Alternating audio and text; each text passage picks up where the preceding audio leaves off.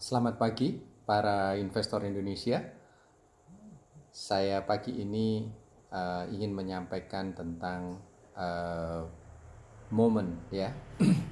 Sebenarnya momen pernah saya sampaikan, tetapi karena hari Sabtu Minggu kemarin saya banyak ditanyai, Pak Leo, kira-kira apa pengaruhnya uh, kerusuhan di Amerika ini dengan kemungkinan harga saham. Nah, memang namanya kerusuhan itu bisa mengakibatkan potensi penurunan uh, investasi, nilai-nilai investasi di baik di berbagai pasar, mau di pasar modal, di pasar keuangan, di pasar komoditas itu bisa mengalami penurunan.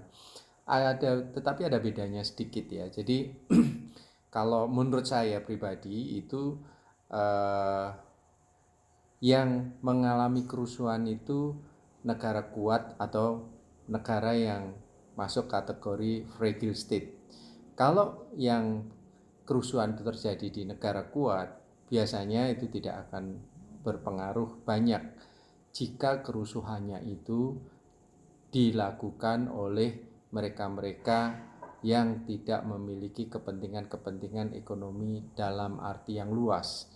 Maksud saya begini, kalau 80% pemilik aset itu tidak menyatakan bahwa kerusuhan itu berbahaya, maka kemungkinan harga-harga aset itu tidak akan turun. Ya, jadi seperti sekarang ini saya perkirakan di US harga-harga saham di US nggak akan turun karena kerusuhan itu tidak banyak memakan kerugian. Tapi secara manusiawi saya sangat prihatin, secara manusia ini sangat prihatin. Dan itulah dunia sejak dulu ya, sejak zaman dulu bahwa harta itu selalu berbicara, tetapi kadang-kadang kemanusiaan itu kadang-kadang kurang bisa berbicara. Nah, tetapi kalau sudut pandang kemanusiaan ini di move oleh orang-orang yang memiliki kepentingan dan menjadikan itu sebagai sebuah momen untuk menjatuhkan market, yaitu bisa terjadi bahwa pasarnya akan turun. Tapi perkiraan saya bahwa apa yang terjadi di eh, negara kuat tersebut itu tidak akan banyak berpengaruh. Sama seperti misalnya ada kerusuhan di Tiananmen misalnya, itu tidak akan banyak berpengaruh di market secara umum. Namun perlu diingat, maksudnya berpengaruh itu sampai berpengaruh luas dan lain-lain. Karena mereka negara-negara yang relatif kuat. Kita harus memahami dulu, Amerika itu negara yang sangat kuat. Cina itu juga negara yang sangat kuat.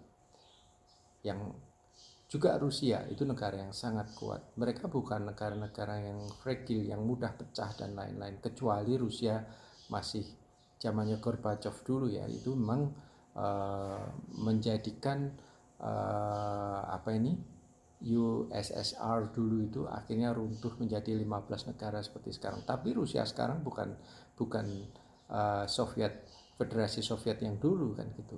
Kalau Amerika ini kan juga federasi dari state-state yang ada, tetapi mereka sangat kuat. Ya, karena apa? Sangat kuat karena mereka memiliki backup kepentingan dari para pemilik modal yang sangat besar. Jadi kalau sampai Amerika rugi, yang rugi itu seluruh dunia, gitu ya. Karena semua pegang US dollar, semua pegang dalam aset US dollar. Nah, di Cina saya kira juga nggak banyak berpengaruh. Di Hong Kong pun yang rusuh terus-menerus juga nggak akan banyak berpengaruh terhadap harga saham.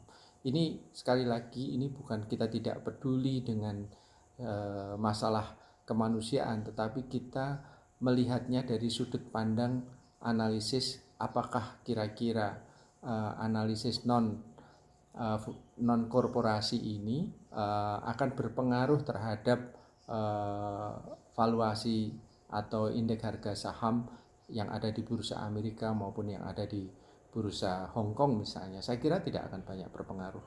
Jadi sekali lagi tanda kutip bahwa follow the smart money, mengikuti orang-orang yang pandai mengatur uang, Pandai dalam arti ini itu dalam arti pandai menjaga risiko yang ada, juga pandai dalam melakukan ekspansi bisnisnya sehingga menaikkan valuasi dari nilai asetnya. Itu yang harus kita ikuti. Jadi mereka ini hanya 20, mungkin hanya 20%, seperti Pareto, mungkin mereka ini hanya 20%, tetapi mereka menguasai bisa lebih dari 80% aset di dunia. Jadi sekali lagi, kalau Anda mau mempertahankan aset Anda harus melihat betul, ya.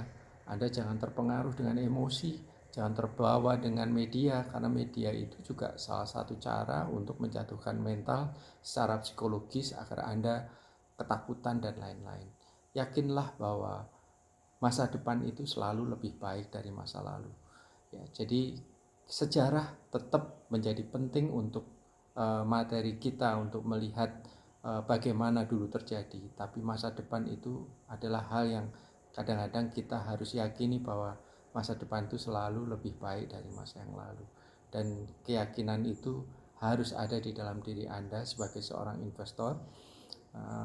Juga sebagian dari Anda yang mungkin sebagai trader harus meyakini atau mulai belajar jadi investor, mulai belajar jadi trader, maka Anda harus meyakini bahwa momen itu memang bisa menjadi salah satu cara kita memainkan, mengayunkan trik trading kita untuk sell dulu atau buy dulu dan lain-lain. Tapi kembali ke pertanyaan dari rekan saya, Pak Leo, ini apakah market berbahaya dengan adanya kerusuhan di Amerika maupun kerusuhan yang ada di Hong Kong? Menurut saya nggak akan banyak berpengaruh, karena mereka basis negaranya adalah basis negara yang kuat, bukan fragile. Ya, saya kira demikian. Selamat pagi, tetap semangat, dan sekali lagi perlu diingat bahwa esok adalah lebih baik dari hari ini. Selamat berinvestasi.